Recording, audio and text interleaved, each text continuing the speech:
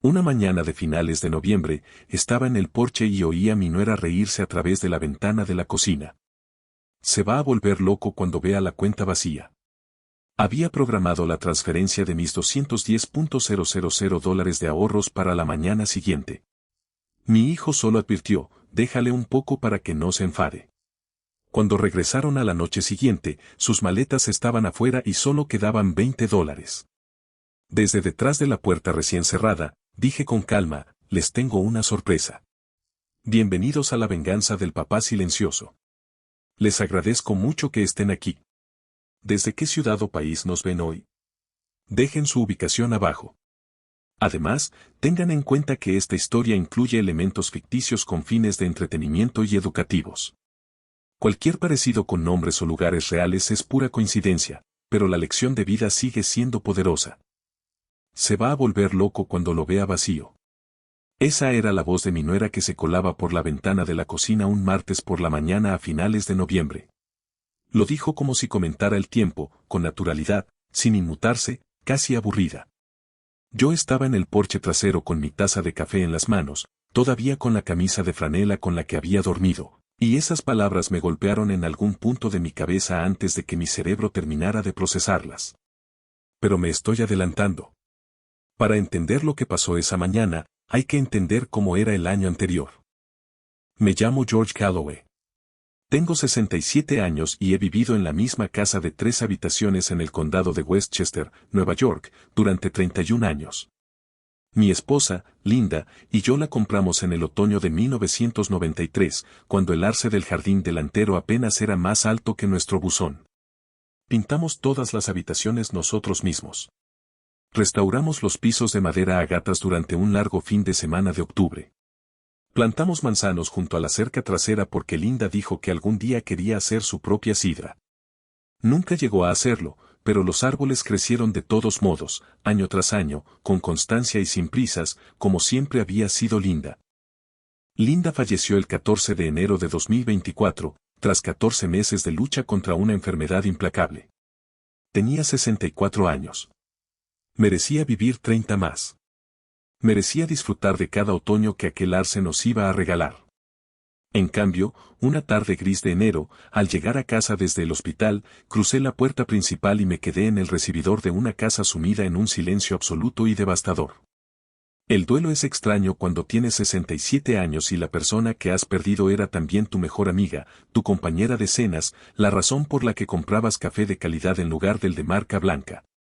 Durante semanas, me movía por las habitaciones como si recorriera un museo después de la hora de cierre. Todo me resultaba familiar, todo intocable, todo iluminado por una luz sin calidez.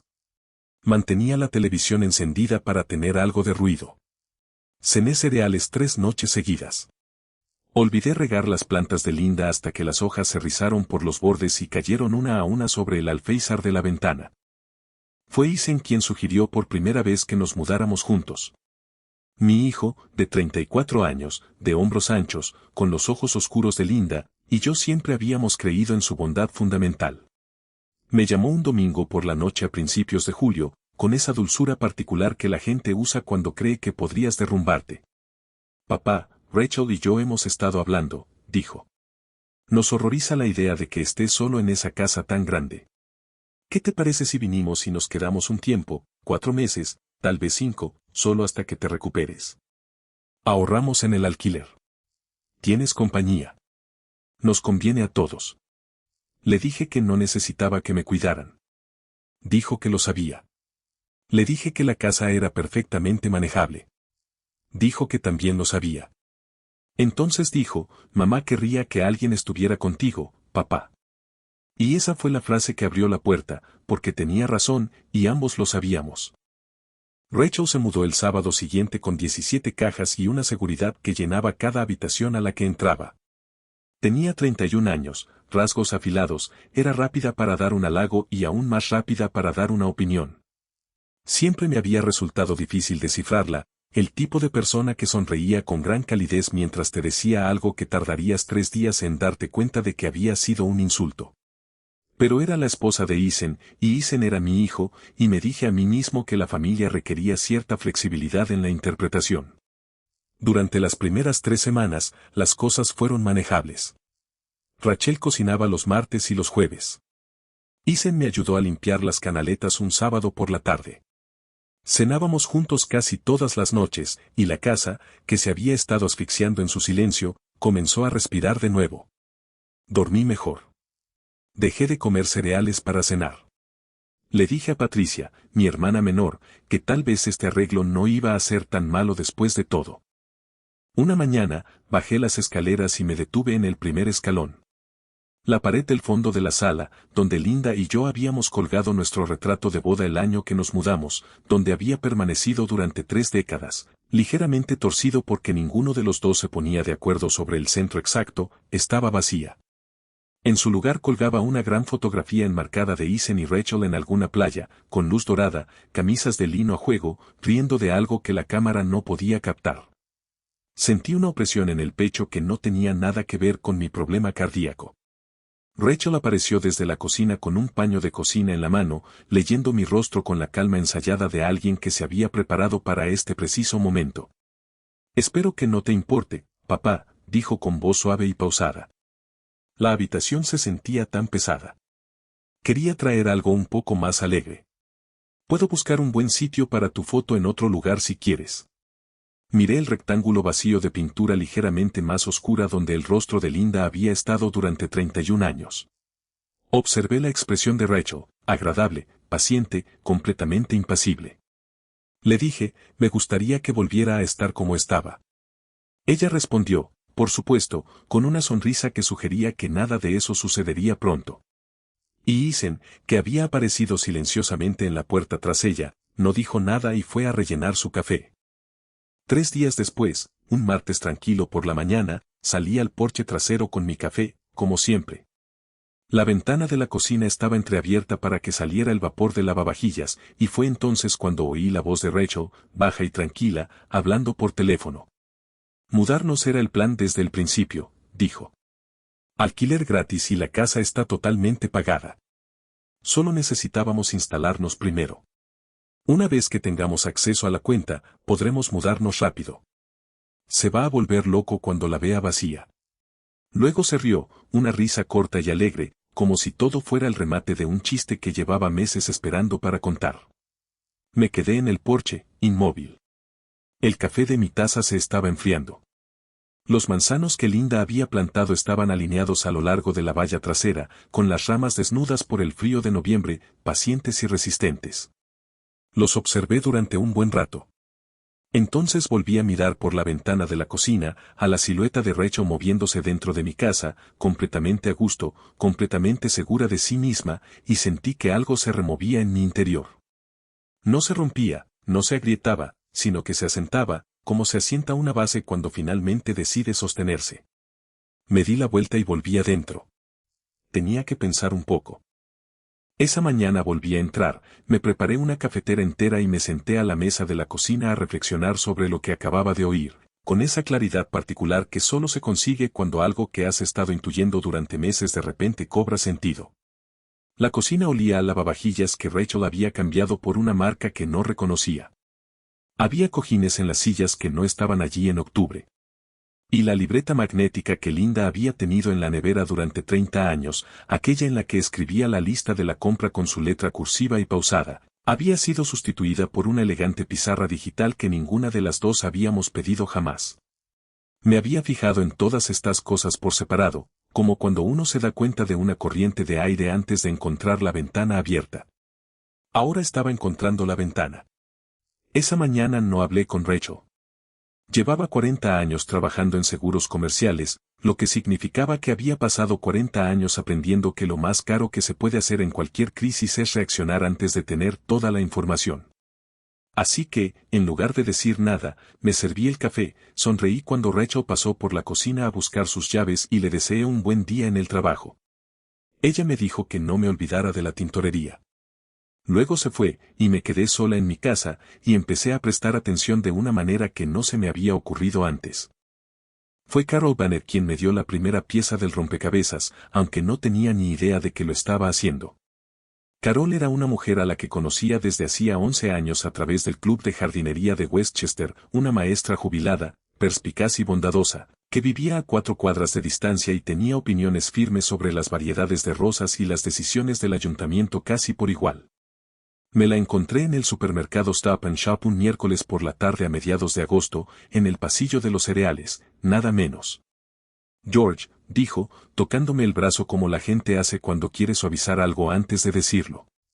Rachel le enseñó a mi hija unas fotos de tu casa la semana pasada. Dijo que estaban planeando una gran renovación, una nueva distribución, pisos nuevos, abrir el garaje. Hizo una pausa. Sonaba bastante ambicioso. ¿Estás bien con todo eso? Es un montón de inconvenientes. Le dije a Carol que todo estaba bien y le agradecí que me preguntara. Luego conduje hasta casa, me senté frente al ordenador de sobremesa que tenía en la pequeña habitación contigua al pasillo, a la que Linda siempre llamaba el estudio, y escribí el nombre de Rachel en la barra de búsqueda. Su perfil en redes sociales no fue difícil de encontrar. Hace 3 meses, publicó una fotografía tomada en mi sala, mi sillón visible en la esquina, las cortinas de encaje de Linda enmarcando la ventana detrás del sofá, y debajo, en letras blancas y nítidas sobre la imagen, escribió, la renovación de nuestra casa para siempre llegará pronto. La publicación tuvo 212 me gusta. Los comentarios estaban llenos de emojis de corazones y felicitaciones. Una de sus amigas escribió, ustedes dos se lo merecen muchísimo. Rachel respondió con una carita sonriente. Me quedé pensando en eso por un largo momento. Mi sala, mis cortinas, mi casa, presentadas a 200 desconocidos como el logro de otra persona, el futuro de otra persona, la eternidad de otra persona. Esa noche, decidí llamar a Martin. Mi hijo mayor vivía en Portland, Oregón, y trabajaba como ingeniero civil. Tenía la costumbre de su madre de pensar bien antes de hablar, algo que siempre había considerado una de sus mejores cualidades. Busqué su número en mis contactos y me detuve. No estaba. Volví a buscar, más despacio. Su nombre había desaparecido. Busqué el número de Patricia, también había desaparecido. El de mi compañero de cuarto de la universidad, Doug, había desaparecido. El número principal del consultorio del Dr. Morris había desaparecido. Me quedé en el estudio con el teléfono en la mano y sentí un frío que me recorría, algo que no tenía nada que ver con la temperatura de la habitación. 2 meses antes, Ethan se había ofrecido a ayudarme a actualizar mi teléfono después de que le comentara que funcionaba lento. Se había sentado a mi lado en este mismo escritorio durante 45 minutos, tocando pantallas que no entendía del todo, y al final me había devuelto el teléfono y me había dicho, como nuevo, papá. También desactivé algunos procesos en segundo plano que estaban agotando la batería. Le di las gracias. Tomé prestado el teléfono fijo y llamé a Patricia de memoria. Contestó al segundo timbrazo, y cuando le conté lo que había descubierto, guardó silencio durante exactamente 3 segundos antes de decir, George, Martin me ha llamado 4 veces en las últimas 6 semanas. Dice que ha estado intentando comunicarse contigo y que todas las llamadas van al buzón de voz. Pensaba que lo estabas evitando. Mi hijo pensaba que yo lo estaba evitando. Mi hijo, que tenía los ojos de su madre, su paciencia y su manera de quedarse en el umbral como si siempre estuviera dispuesto a ayudar si lo necesitabas, había pasado 6 semanas dejando mensajes de voz en un teléfono que había sido vaciado silenciosamente de su nombre. Le pedí a Patricia que me diera el número de Martin. Lo escribí en el reverso de un sobreviejo con un bolígrafo, como se hacía antes de que la gente confiara en que las máquinas recordaran las cosas por ellos. Luego marqué, y Martin contestó antes de que terminara el segundo timbrazo, y su voz tenía la tensión particular de alguien que ha estado preocupado durante mucho tiempo y se esfuerza mucho por no demostrarlo. Papá, dijo. ¿Estás bien? Llevo semanas intentando comunicarme contigo.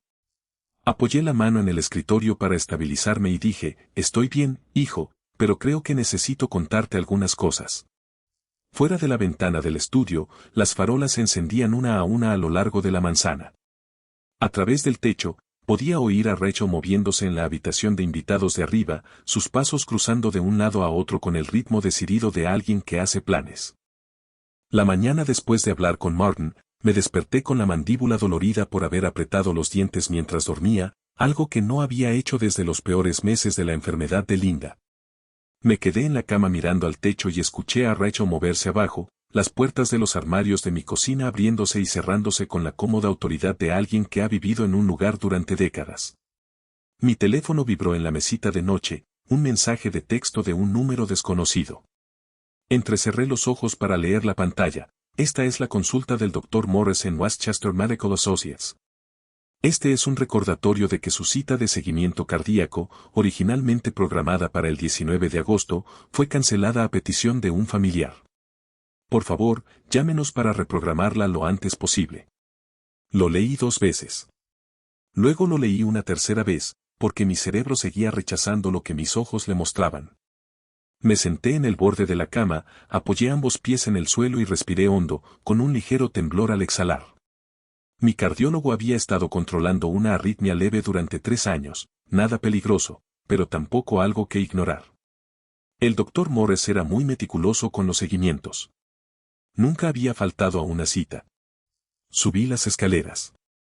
Isen estaba en la cocina, abajo, sirviéndose café. Isen, lo llamé desde arriba, con voz firme. ¿Llamaste al consultorio del Dr. Morris para cancelar mi cita? Levantó la vista con la expresión de alguien que se había preparado para esa pregunta. Papá, parecías estar perfectamente bien. $300 por una revisión cuando estás sano es dinero tirado a la basura. Apreté la barandilla de la escalera con tanta fuerza que se me pusieron los nudillos blancos. Ese es mi corazón, Isen. Mi médico decide cuando necesito ir al médico, no tú. Rachel apareció desde el pasillo, secándose las manos con un paño de cocina. Papá, de verdad, estás rebosante de salud. Isen solo intentaba ahorrarte un poco de estrés. Rachel, dije, bajando la voz a un tono muy bajo y firme, no te pedí tu opinión. Parpadeó. Luego sonrió y se marchó. Y esa sonrisa fue lo más aterrador. Regresé a mi habitación, me senté al borde de la cama y llamé a Ted Garrison. Chad era mi compañero de golf de los miércoles por la mañana, de 69 años, capitán de bomberos jubilado, un hombre que decía exactamente lo que pensaba y no tenía paciencia para nada más. Contestó al primer timbrazo. George, gracias a Dios. Estaba pensando en ti. ¿Cómo estás? Estoy lidiando con algunas cosas, dije. Chad, necesito preguntarte algo directamente, y necesito que seas honesto conmigo. Siempre, dijo. ¿Te contactó Isen recientemente? Hubo una pausa, y en esa pausa sentí que se me caía el estómago. Me llamó hace unas 6 semanas, dijo Chad con cuidado. George, me dijo que no estabas comiendo, que lo estabas pasando muy mal, que no dormías, que te estabas aislando de todos. Dijo que necesitabas algo de apoyo adicional y que estaba tratando de cubrir algunos gastos de atención. La habitación se inclinó ligeramente. ¿Cuánto le diste, Chad? $2,000. La voz de Chad se endureció como el cemento. George, ¿me estás diciendo que eso no era cierto? Apreté la mano libre contra mi muslo para que dejara de temblar. He estado comiendo bien. He estado durmiendo. He estado yendo al club de jardinería, jugando al golf y viviendo mi vida. Ah, hijo de, se interrumpió Chad. George, lo siento mucho. Yo me encargaré de recuperar mi dinero. Ese es mi problema ahora, no el tuyo. Pero tienes que escucharme. Ve a revisar tus documentos importantes. Sea lo que sea que tengas bajo llave, ve a verlo ahora mismo. Después de colgar, caminé por el pasillo hasta mi pequeño estudio. En el tercer cajón de mi escritorio guardaba la carpeta de acordeón, los extractos bancarios, los resúmenes de inversiones, los papeles de cuando Linda y yo consolidamos nuestros ahorros en una sola cuenta el año anterior a que ella enfermara. $210,000, cada turno de horas extras, cada vacaciones no disfrutadas, cada año que elegimos lo responsable en lugar de lo fácil, todo guardado en esa carpeta. Abrí el cajón. La carpeta estaba allí, pero estaba al revés, con el lomo hacia afuera en lugar de hacia adentro, como la había guardado sin excepción durante 11 años. Alguien la había revisado. Alguien había tenido esos extractos en sus manos, había leído cada número y lo había vuelto a colocar todo ligeramente mal. Sentí un dolor en el pecho que nada tenía que ver con mi arritmia. Saqué la carpeta con ambas manos, y me temblaban, no de miedo, sino del dolor punzante de un hombre que acaba de comprender exactamente cuánto tiempo ha sido un necio. Pensé en Linda sentada frente a mí en la mesa de la cocina, diciéndome, George, ese chico tiene tu terquedad y mi buen corazón. Cuídalo. Lo había cuidado. Lo había cuidado con tanto esmero, con tanta dedicación, con tanto cariño. Volví a colocar la carpeta en el cajón, con el lomo hacia adentro, justo como debía.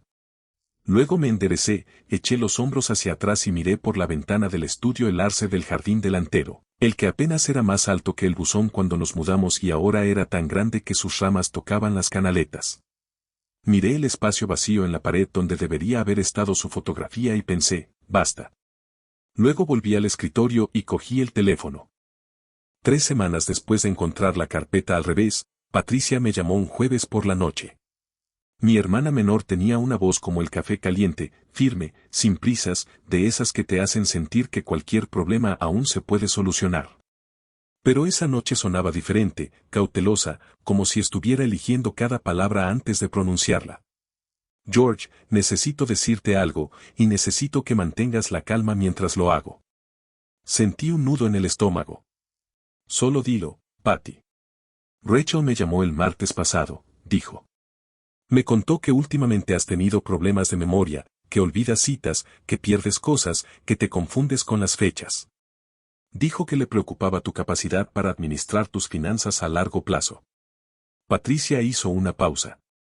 Luego me preguntó si estaría dispuesta a sentarme contigo y animarte a firmar un poder notarial financiero, algo que les daría a ella y a Isen autoridad legal para administrar tus cuentas bancarias y propiedades en tu nombre.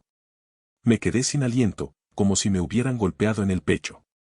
Lo planteó como una protección para ti, continuó Patricia, y ahora su voz tenía un tono cortante, tan afilado que podía cortar el cristal. Dijo, y la cito textualmente, solo queremos asegurarnos de que papá esté bien atendido, y a veces estas conversaciones son más fáciles cuando las hace un hermano. Le dije que lo pensaría.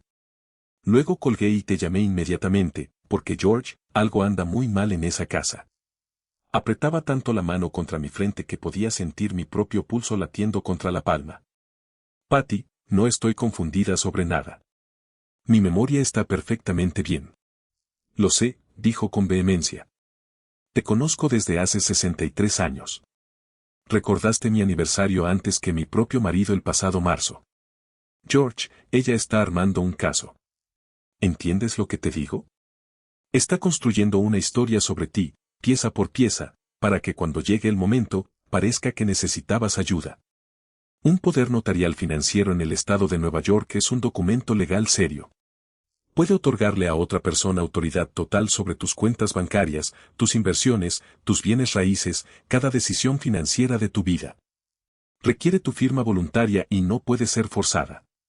Pero tampoco requiere mucho, solo la presión adecuada aplicada a la persona adecuada en el momento adecuado, y una firma en una página. Me evitó para llegar a ti, dije. Mi voz salió más áspera de lo que pretendía. Sí, dijo Patricia, y eligió a la hermana equivocada. Le di las gracias, le dije que la quería y me quedé sentado un buen rato con el teléfono contra mi pecho, mirando la pared. Entonces alguien llamó a la puerta principal. Denis Kowalski estaba en mi porche con su chaqueta de trabajo, sosteniendo una fuente para hornear cubierta con papel de aluminio, con la expresión de un hombre que había ensayado lo que iba a decir y aún no estaba seguro de que fuera a salir bien. Dennis había vivido justo enfrente de mi casa durante 22 años.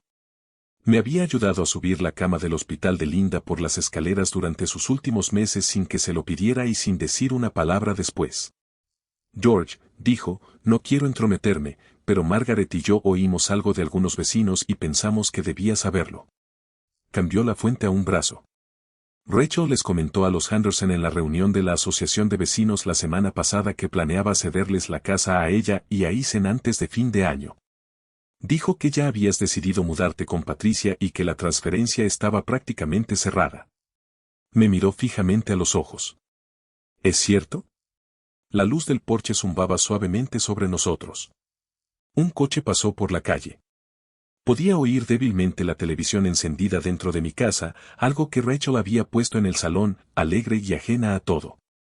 Dennis, dije, y mi voz se quebró ligeramente al pronunciar su nombre, de una forma que no pude evitar, eso no es cierto en absoluto, ni una sola palabra. Dennis apretó la mandíbula. Me tendió la cazuela con ambas manos. Margaret preparó su pollo con arroz. Esta noche vas a cenar de verdad. Sus ojos brillaban con algo que no era del todo ira ni del todo tristeza, pero que se encontraba justo en el barrio de ambas. Sea lo que sea que esté pasando ahí dentro, George, también tienes gente en este lado de la calle. Cogí la cazuela. Tenía las manos firmes, pero me ardía la garganta con el dolor específico y humillante de un hombre que acaba de enterarse de que su propia casa ha sido delatada en una conversación mientras él estaba dentro. Vi a Danes cruzar la calle de nuevo, su chaqueta de granjero desapareciendo en la oscuridad. Luego volví a entrar, dejé la cazuela en la encimera de la cocina y me quedé muy quieta en el pasillo. Desde la sala de estar se oía a Rachel riendo con algo en la televisión, con naturalidad, sin reservas, completamente a gusto. Miré la pared donde antes estaba el retrato de Linda. Miré el pasillo que había sido mío durante 31 años y tomé una decisión que se sintió menos como ira y más como aritmética, fría, limpia y absolutamente segura. Mañana iría al banco. Antes de contarte lo que escuché esa mañana, de pie en el porche de mi casa, las palabras que lo cambiaron todo, necesito preguntarte algo. ¿Alguna vez has confiado completamente en alguien, solo para descubrir que esa confianza se estaba usando en tu contra todo el tiempo? Deja una respuesta en los comentarios ahora mismo para que sepa que sigues aquí conmigo. Una breve nota antes de continuar, esta historia incluye elementos ficticios para proteger la privacidad. Si eso no te interesa, este es un buen momento para dejar de leer. Pero si te quedas, querrás saber qué sigue. El plan que ideé aquella tarde de octubre era sencillo. Iba a observar, iba a esperar y iba a estar absolutamente seguro antes de hacer nada. Llevaba 40 años en el sector de los seguros comerciales, lo que significaba que había dedicado 40 años a comprender que la diferencia entre una reclamación exitosa y una que fracasa radica en la documentación. No se actúa en función de lo que se cree saber, se actúa en función de lo que se puede demostrar. Así que observé. Mantuve mis rutinas inalteradas, el café de la mañana, la partida de golf de los miércoles con Chad, que retomé discretamente, las visitas de los sábados al club de jardinería. Le sonreí a Rachel durante la cena. Le pregunté a Isen sobre su semana. No les di ninguna señal de que algo hubiera cambiado, y ellos no me dieron ninguna señal de que lo sospecharan, lo que me decía todo lo que necesitaba saber sobre lo convencidos que estaban de que no les prestaba atención. Noviembre llegó como siempre en Westchester, gris y pausado, despojando a los árboles del último rastro de color hasta que el jardín parecía una vieja fotografía de sí mismo. El arce que estaba enfrente dejó caer sus hojas en tan solo 3 días, como siempre, y yo las amontoné junto a la acera, como había hecho todos los años desde 1993, y durante un rato ese ritmo familiar me tranquilizó. Luego llegó la mañana del lunes que lo cambió todo. Era el 25 de noviembre. Me desperté a las 5:30, preparé café y lo llevé al porche trasero como siempre, envuelto en mi viejo abrigo de lana para protegerme del frío. El cielo aún estaba oscuro en los bordes, tornándose gris en el este sobre el tejado del vecino. Podía ver mi aliento. Los manzanos junto a la cerca trasera se erguían desnudos y pacientes bajo la luz del amanecer, y pensé en Linda como siempre lo hacía al mirarlos, no con la aguda tristeza de los primeros meses, sino con algo más sereno, algo más cercano a la gratitud por el simple hecho de que hubiera existido. Estaba pensando en ella cuando oí la voz de Rachel a través de la ventana de la cocina. La ventana estaba entreabierta unos 5 centímetros, como siempre que preparaba su café matutino, dejando salir el vapor.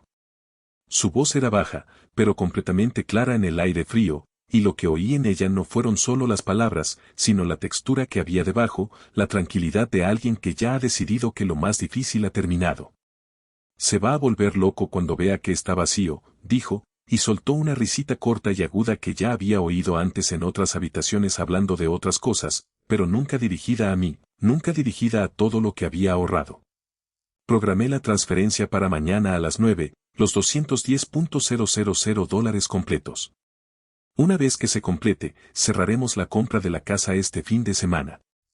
El agente la tiene retenida desde la semana pasada. Le dije que definitivamente seguiríamos adelante. No me moví ni un centímetro. Apreté con fuerza la taza de café, me quedé de pie en el frío y escuché con la particular quietud de un hombre que ha dejado de sorprenderse y ahora está seguro. Ethan estaba nervioso por el momento, continuó Rachel, bajando la voz medio tono con ese cariño particular que la gente usa cuando dirige a alguien a quien consideran menos capaz que ellos mismos. Pero le dije que ese dinero está ahí sin hacer nada. El viejo no viaja. No tiene aficiones que cuesten nada. No va a necesitar $210,000 a los 67. ¿Por qué deberíamos esperar 20 años por algo que ya es prácticamente nuestro? Oí la palabra nuestro, y algo dentro de mí se calmó y se aclaró, no enfadado, sino más bien enfadado, como cuando una habitación se queda en silencio después de que se cierra una puerta por última vez. Dijo algunas cosas más después, pero yo ya había dejado de catalogar y empezado a planificar. Mañana por la mañana a las 9. Eso era menos de 24 horas. Tenía una tarde y una mañana temprano, y no iba a desperdiciar ni un solo minuto de ninguna de las dos.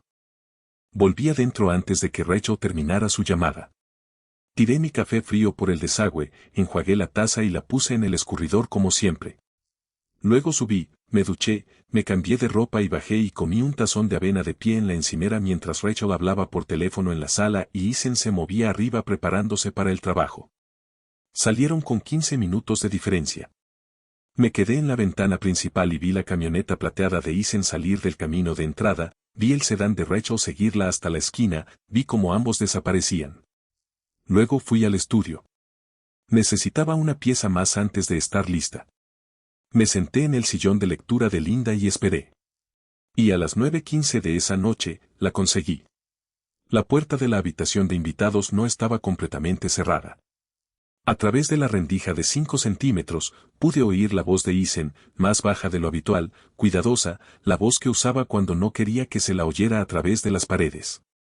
Cuando todo se calme, dijo, asegúrate de dejarle algo a papá, no mucho, solo lo suficiente para que no parezca que lo dejamos todo en la ruina. Rachel dijo algo que no alcancé a oír. Luego, la voz de Ethan de nuevo, y lo que dijo a continuación me impactó más profundamente que cualquier cosa que Rachel hubiera dicho esa mañana, porque Rachel era una mujer a la que conocía desde hacía 6 años y en la que nunca había confiado del todo. Ethan era mi hijo. Ethan tenía los ojos de Linda. Ethan había estado junto a su tumba en enero, con lágrimas corriendo por su rostro, me apretó la mano y me dijo, vamos a estar bien, papá. Te lo prometo. ¿Estás seguro de esto? Preguntó Rachel. Es tu padre. Hubo una pausa, de 3 segundos tal vez, antes de que Ethan dijera, estoy seguro. Solo que no quiero que arme un escándalo. Me senté en la silla de Linda en el estudio oscuro, con las manos apoyadas en las rodillas, y respiré lenta y pausadamente, como respira un hombre que acaba de escuchar algo que ha trastocado su mundo y no puede permitirse el lujo de derrumbarse porque aún queda trabajo por hacer. No iba a armar un escándalo. Iba a hacer algo mucho más trascendental. No dormí esa noche. Me quedé tumbado boca arriba en la oscuridad, dejando que el techo fuera el techo, respirando y pensando, y a las 4 de la mañana dejé de pensar y empecé a decidir, que es algo completamente distinto. A las 5:30, me levanté, me duché y me puse de nuevo los pantalones grises y la camisa azul.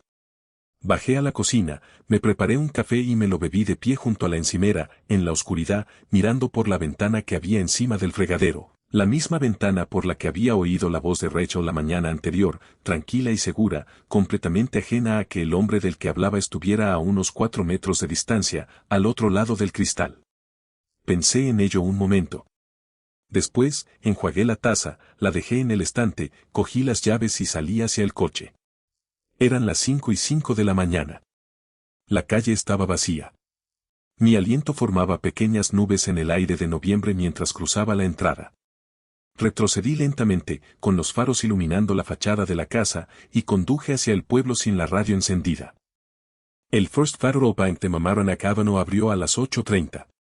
Yo estaba en el estacionamiento a las 8:22, observando a un joven cajero abrir la puerta principal desde adentro.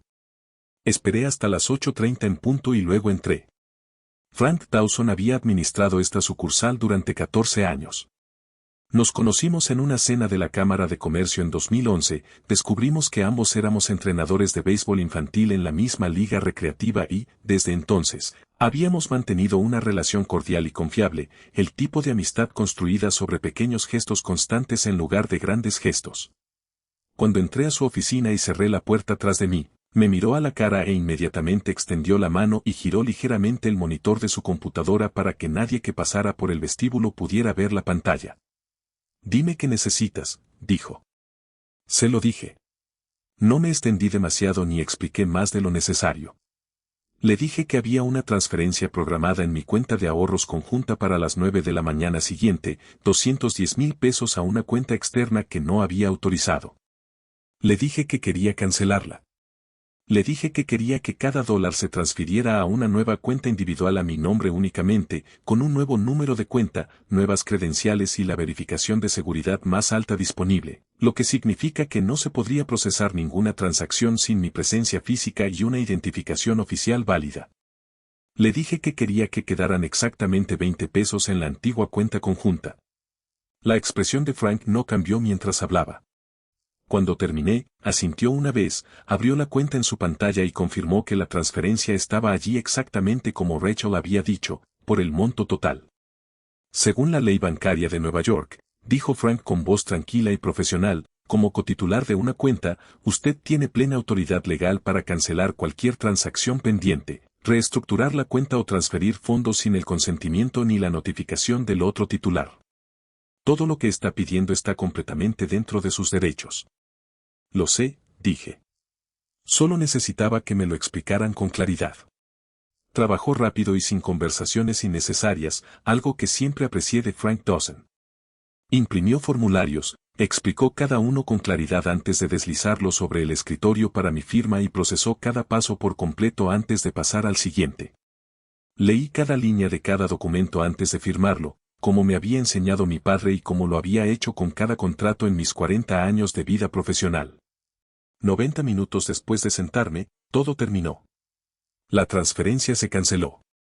Existía una nueva cuenta individual a mi nombre, protegida por un sistema de verificación que requería mi presencia física, mi licencia de conducir y una pregunta de seguridad personal que solo yo podía responder.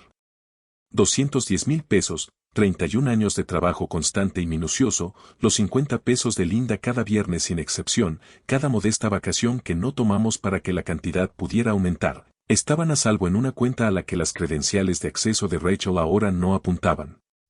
La antigua cuenta conjunta mostraba un saldo de 20 pesos.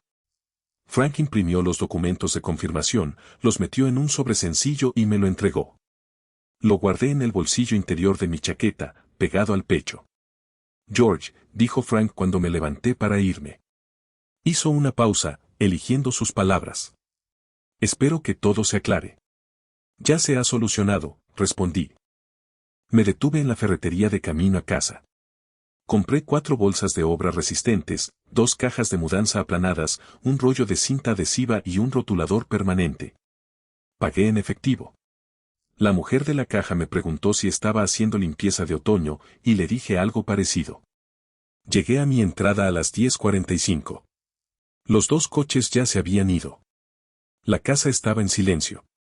Apagué el motor y me senté un momento a mirar la puerta principal, la puerta que Linda y yo habíamos pintado de azul marino el verano de 2004 porque ella decía que el verde anterior la cansaba. La había vuelto a pintar del mismo azul marino 3 veces desde entonces porque era el color adecuado, y no veía razón para cambiarlo. Salí del coche, cogí la bolsa de la ferretería del asiento trasero y entré. Tenía trabajo que hacer, la casa era mía y tenía toda la mañana por delante. Me quedé parada en el umbral de la habitación de invitados y respiré hondo por la nariz. La habitación olía al perfume de Rachel y a la bolsa de gimnasio de Eisen, y a algo agrio debajo de ambos que no quería identificar. Había ropa colgada en el respaldo de la silla que Linda había retapizado ella misma en el verano de 2019, con una tela que había elegido en una tienda de Tarrytown, un Burdeos intenso del que estaba muy orgullosa. Los zapatos de Rachel, 7 pares, estaban esparcidos por la alfombra sin ningún orden en particular, como si hubieran caído del cielo. El equipo de videojuegos de Isen cubría toda la superficie del escritorio donde solía sentarme a pagar facturas y escribir tarjetas de cumpleaños a mis seres queridos. Dije en voz alta, para nadie en particular, para Linda, para mí misma, vale, vamos a terminar esto. Abrí la primera bolsa de contratista y me puse manos a la obra. Doblé la ropa de Rachel como Linda me había enseñado, con cuidado, las esquinas alineadas, sin forzar nada. Coloqué cada prenda en la bolsa con esmero. No estaba enfadado mientras hacía esto, lo cual me sorprendió.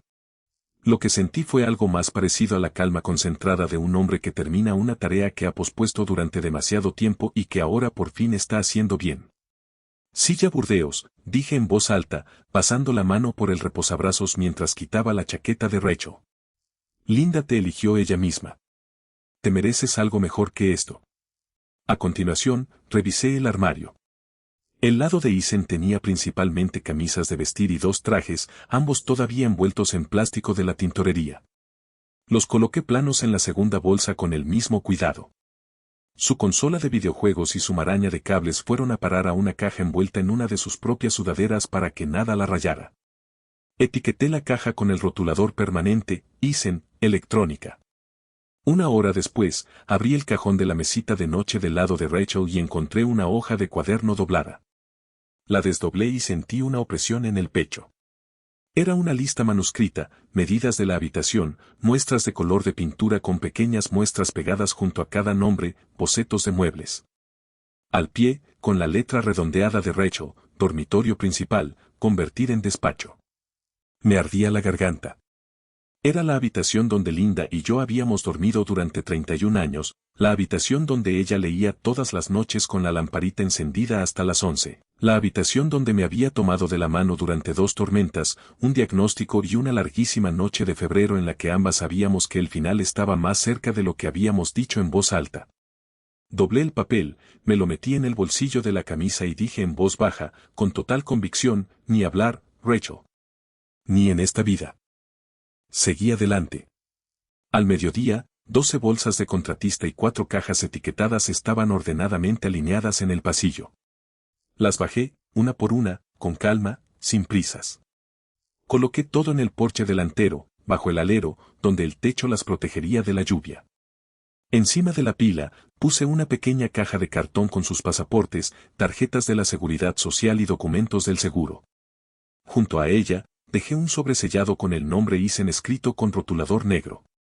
Dentro había una nota manuscrita, por la presente, les aviso que deben desalojar la propiedad en 14 Bower Lane, con efecto inmediato. La propiedad pertenece a George Calloway.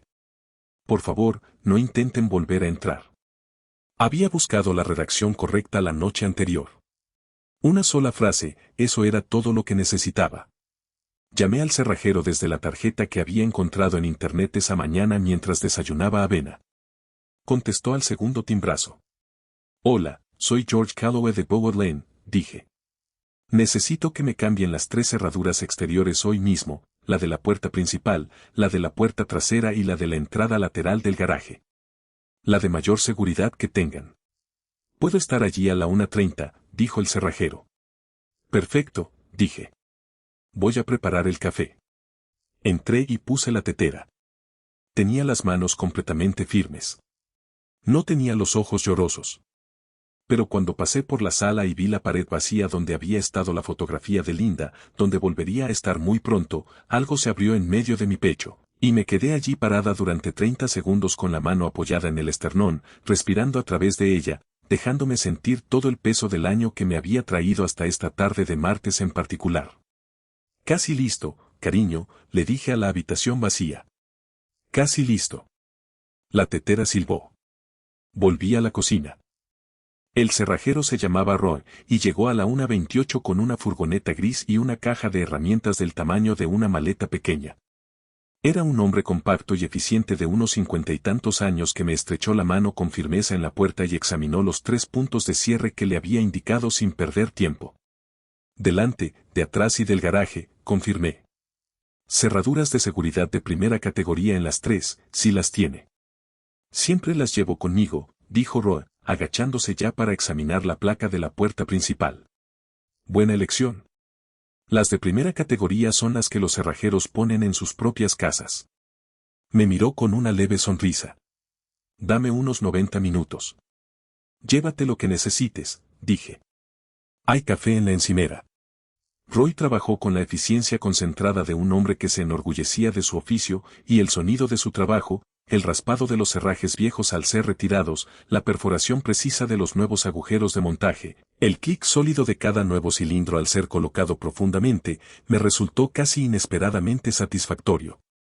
Cada tornillo que Roy colocaba en casa se sentía como una frase que se completaba, como la puntuación al final de algo largamente postergado. Mientras Roy trabajaba en la puerta trasera, fui a la sala. Abrí el armario del pasillo y alcancé el estante alto detrás de las mantas adicionales, donde había puesto la fotografía de Linda la mañana en que encontré la foto de Rachel en la playa colgada en su lugar. Mis manos temblaron ligeramente al bajar el marco, no por debilidad, sino por la emoción particular que surge al devolver algo sagrado a su lugar. Lo llevé a la pared de la sala. Encontré el viejo clavo todavía allí, todavía exactamente centrado como Linda había insistido que debía estar. Colgué el marco, retrocedí y la miré. Linda a los 34 años, en el jardín de la casa de sus padres en Connecticut, con el vestido color crema que había comprado específicamente para nuestra boda y afirmando que no era un vestido de novia porque no tenía cola. Sus ojos reían aunque su boca hiciera algo más sereno. Había visto esa fotografía 10.000 veces y aún me producía una agradable sensación en la garganta. Vuelve a donde perteneces, le dije. Siento haber tardado tanto. A las 3:45, mi teléfono vibró sobre la encimera de la cocina. El nombre de Rachel iluminó la pantalla. Leí el mensaje sin coger el teléfono. Papá, ¿puedes empezar a preparar la cena? Pensamos en pasta esta noche. Deberías estar en casa a las 6. Cogí el teléfono, escribí 4 palabras y lo dejé. Claro, ven directamente a casa. No añadí nada más, ninguna explicación, ninguna muestra de afecto, solo las palabras que los traerían de vuelta justo cuando los necesitaba. Roy terminó a las 4:10. Colocó 3 juegos de llaves nuevas sobre la encimera de la cocina en fila ordenada, puerta principal, puerta trasera y garaje, cada una etiquetada con una pequeña placa escrita con su letra cuidada. Probé cada cerradura personalmente, apoyando el hombro contra cada puerta después de girar el cerrojo, sintiendo la sólida e inamovible resistencia del acero de primera calidad. No se pueden abrir sin un ariete, dijo Roy con una satisfacción profesional que me hizo querer estrecharle la mano de nuevo, y así lo hice. Le pagué en efectivo con el dinero que había retirado esa mañana, le añadí $40 al precio acordado y lo acompañé hasta su furgoneta. Inclinó la cabeza hacia las bolsas y cajas apiladas ordenadamente bajo el alero del porche. Parece que alguien se está mudando, dijo amablemente. 2 personas, respondí. Todavía no lo saben. Roy rió, una risa breve y sincera, se subió a su furgoneta y se marchó. Volví adentro, cerré la puerta principal con llave y me quedé en la entrada escuchando el silencio, mi casa, mis cerraduras, mi silencio. Fui a la sala y me senté en mi sillón junto a la ventana, el que tiene vista al camino de entrada que Linda bordeaba cada primavera con ese trozo de cuerda y su vieja pala. Miré su fotografía en la pared.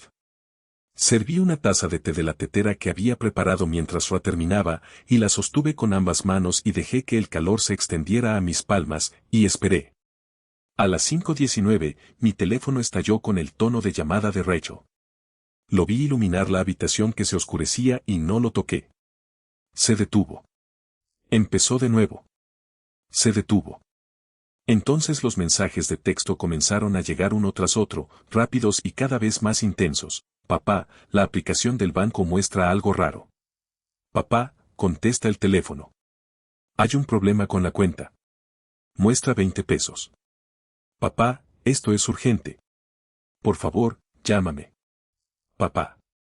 Dejé el teléfono boca abajo sobre la mesita auxiliar. Di un largo sorbo de té.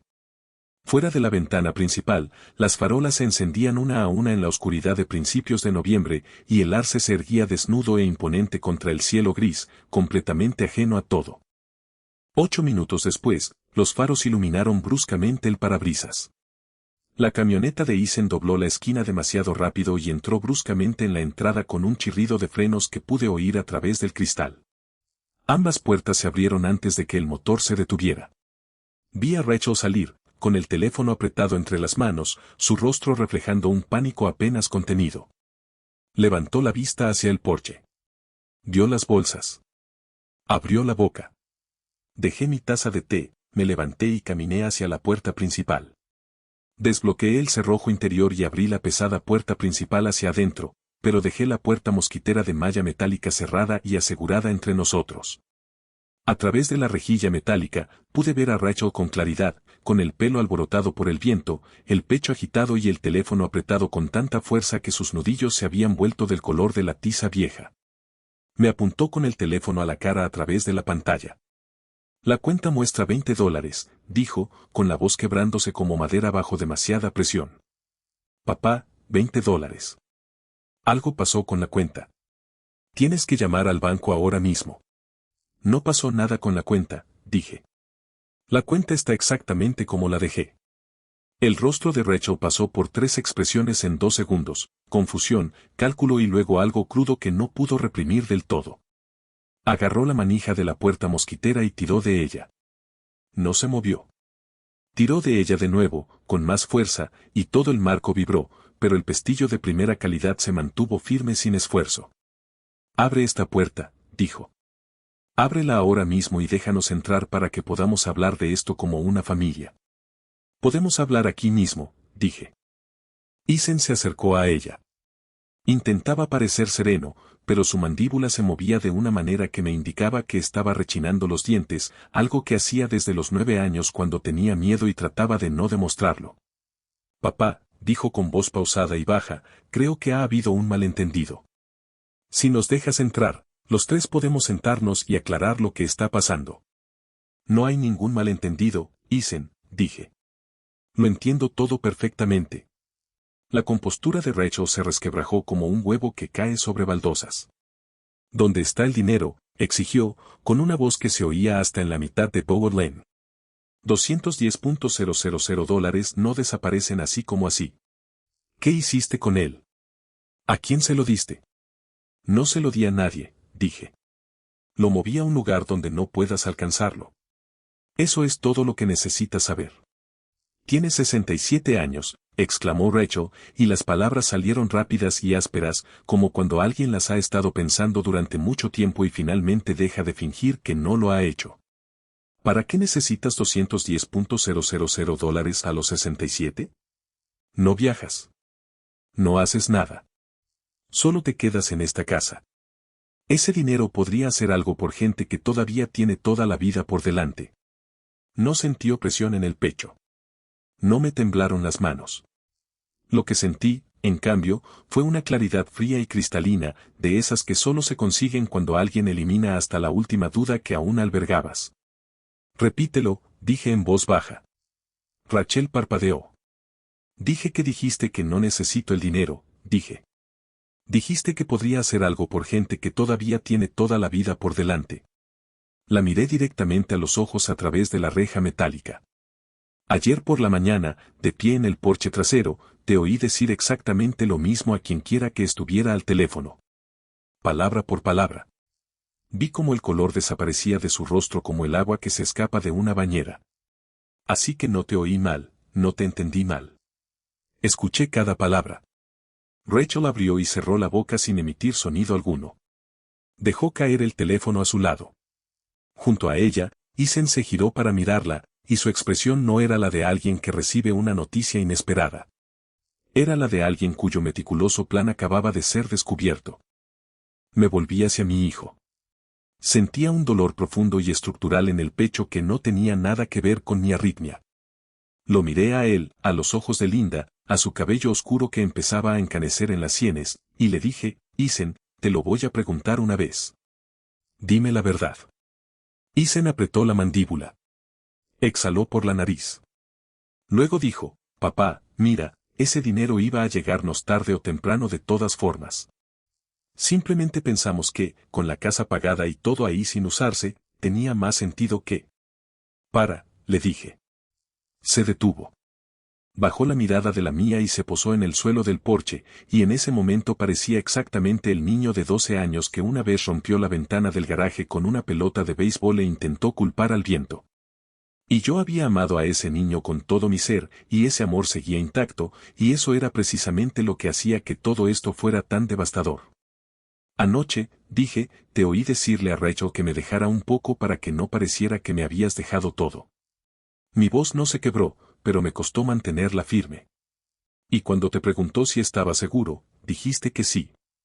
Dijiste que simplemente no querías que armara un escándalo. Apoyé la mano contra el marco de la puerta para mantenerme erguido. Así que voy a respetar eso. Nada de escándalos, solo esto. Le señalé a ambos la pila de bolsas y cajas bajo el alero del porche.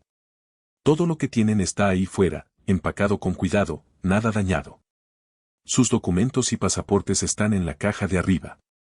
Hay un sobre con tu nombre, Isen, con un aviso escrito para que desalojen. Ambos tienen trabajo, coche y se tienen el uno al otro. Mi voz se volvió más baja y definitiva que cualquier cosa que hubiera dicho hasta ahora. A partir de hoy, voy a ayudarte con una sola cosa, aprender a construir una vida con tus propias manos, como lo hicimos tu madre y yo, como tuvo que hacerlo toda persona que alguna vez tuvo algo real. Rachel rompió a llorar, no con lágrimas suaves y de arrepentimiento, sino con lágrimas fuertes y entrecortadas de pura conmoción y furia, lágrimas de pérdida y no de remordimiento. Isen me miró. Tenía los ojos vidriosos y enrojecidos, y la voz le salió áspera y quebrada. Papá, por favor, déjanos entrar y hablar. Ya lo hicimos, dije. Extendí la mano, agarré el borde de la pesada puerta principal y la cerré. El cerrojo se activó con un sonido como un punto al final de una frase muy larga. Volví a mi sillón. No miré por la ventana. Tomé mi taza de té, vi que se había enfriado, y aún así la sostuve. Afuera, el llanto de Rachel subía y bajaba y finalmente se convirtió en voces amortiguadas, y luego en el raspado de bolsas sobre el cemento, y luego en el fuerte portazo de un maletero, y luego en un motor, y luego en neumáticos sobre el asfalto, y luego en nada. Miré la fotografía de Linda en la pared. Sus ojos eran los mismos de siempre, firmes, cálidos, sin pedir nada y dándolo todo. Sostuve la taza de té con ambas manos hasta que dejó de temblar. Luego me recosté, respiré hondo y dejé que el silencio de la casa me envolviera como algo merecido. La casa nunca había estado tan silenciosa, y por primera vez en 11 meses, sentí ese silencio como un regalo, no como algo que me habían arrebatado. Me senté en mi sillón hasta que la habitación quedó completamente a oscuras. Entonces, extendí la mano y encendí la pequeña lámpara de la mesita auxiliar, la que Linda había encontrado en una venta de garaje en Pleasantville y había traído a casa en el asiento trasero de nuestro Buick, envuelta en una toalla de playa porque temía que vibrara. La luz cálida llenó la habitación de una manera que la lámpara del techo nunca había logrado del todo, y me senté en ella, y respiré, y la respiración fue más fácil que en mucho tiempo. Llamaron a la puerta principal a las 7:45. Conocía el golpe, 3 golpes cortos, una pausa, luego uno más, el mismo patrón que Patricia había usado desde que éramos niñas compartiendo esa casa en Albany, su señal personal de que era ella y no una desconocida. Abrí la puerta y mi hermana estaba de pie en el porche con su abrigo de invierno y una lata cuadrada en cada mano, sus ojos escrutando mi rostro con la preocupación concentrada de alguien que ha estado preocupada durante horas y está tratando de medir cuánta preocupación aún es necesaria. Tienes un aspecto terrible, dijo, lo que viniendo de Patricia significaba que me quería mucho. Pasa, dije. Acabo de preparar té. Dejó la lata en la encimera de la cocina, galletas de mantequilla, de esas que solo hacía cuando había pasado algo grave, y se sentó frente a mí en la mesa y dijo, cuéntamelo todo. Así que lo hice. Le conté sobre el banco, sobre Frank, sobre los $20, sobre Roy y sus cerrojos de primera categoría y su furgoneta saliendo del camino de entrada. Le conté sobre estar de pie en la puerta mosquitera y mirar la cara de mi hijo. Cuando llegué a lo que Isen había dicho la noche anterior, simplemente no quiero que monte un espectáculo, los ojos de Patricia se llenaron de lágrimas que era demasiado orgullosa para dejar caer, y apretó los labios y extendió la mano por encima de la mesa y me agarró las manos con tanta fuerza que casi me dolió. George, dijo, con la voz ronca e inestable, lo siento mucho. No lo sientas, dije. No lo siento. Y lo decía en serio. Estábamos tomando nuestra segunda taza de café cuando Danes llamó a la puerta. Todavía llevaba sus botas de trabajo y su chaqueta de lona, sosteniendo el periódico doblado, y cuando abrí la puerta, miró más allá de mí hacia la casa como si confirmara que estaba realmente solo y que me encontraba bien. Vi marcharse el coche, dijo, los dos, con un montón de bolsas. Me miró a los ojos. ¿Estás bien, George? Mejor que en casi un año, dije con sinceridad. El rostro de Danes hizo algo complejo, alivio y tristeza a la vez, como suele suceder cuando una situación se resuelve de una manera necesaria pero que también tiene un precio real. Margaret querrá traer un guiso, dijo. Dile a Margaret que me encantaría un guiso, dije, y Danes rió, y fue un sonido tan común en una noche tan extraordinaria que mis ojos se humedecieron y se me llenaron de lágrimas por un instante antes de que parpadeara para recuperar la compostura. Después de que Danes se fue, llamé a Chad. Contestó antes del segundo timbrazo. Chad, dije, te debo una explicación sobre esos $2,000. Le conté todo en 4 minutos. Cuando terminé, Chad se quedó callado un instante, y luego dijo, George, ese chico tuyo va a tener que resolver muchas cosas. Yo me encargaré de mi parte a mi manera, a mi ritmo. Su voz era firme y segura, la voz de un hombre que había tomado una decisión y se sentía cómodo con ella. Tú solo concéntrate en ti mismo. ¿Trato hecho? Trato hecho, dije. Le envié un mensaje de texto a Carol, sencillo, 2 frases, estoy bien. Nos vemos en el club de jardinería el sábado.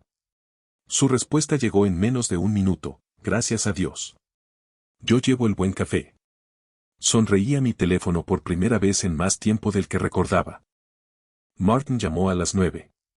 Su voz tenía esa tensión particular de alguien que ha estado esperando toda la noche una llamada que no llegaba, y cuando contesté, exhaló con tanta fuerza que lo oí claramente a través del altavoz. Papá, dijo, ¿estás bien? Por favor, solo dime que estás bien. Estoy bien, hijo, dije, y mi voz se quebró en la última palabra de una manera que no había planeado y que no pude evitar, y nos quedamos los dos en la línea un momento, con la emoción recorriéndonos a ambos. Estoy mejor que bien, de hecho.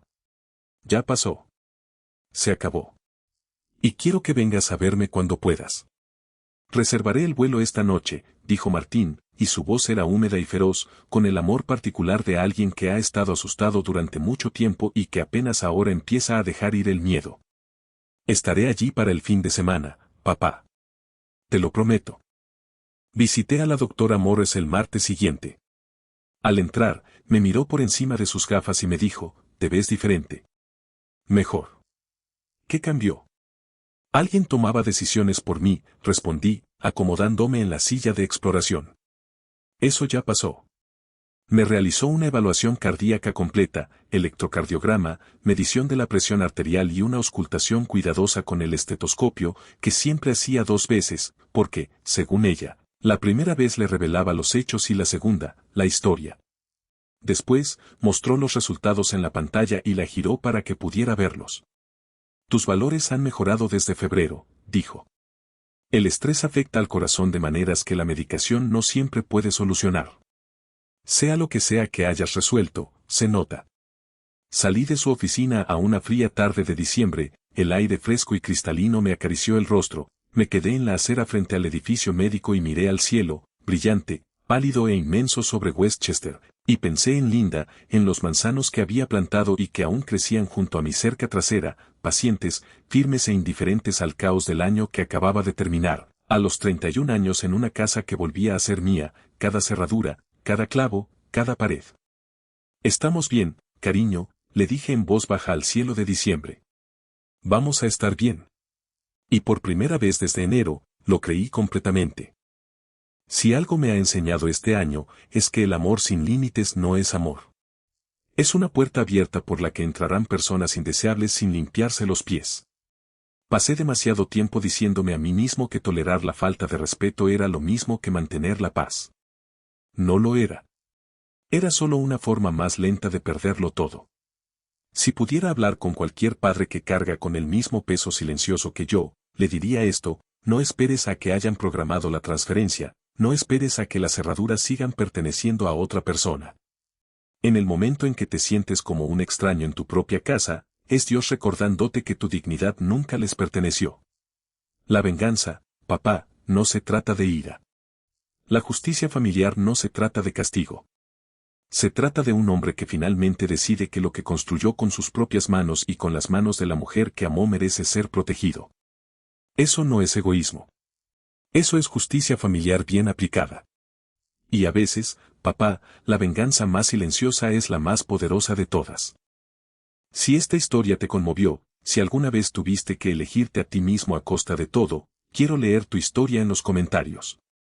Cada palabra que compartes ayuda a alguien a sentirse menos solo. Comparte esto con alguien que lo necesite hoy. Y si aún no lo has hecho, suscríbete a Silent Dad Revenge para no perderte ninguna historia importante. Gracias de todo corazón por acompañarme hasta el final. Las historias de este canal contienen elementos ficticios creados exclusivamente para la reflexión y la conexión humana. Si este tipo de contenido no es para ti, lo entendemos perfectamente. Siéntete libre de explorar otras historias que te lleguen al corazón.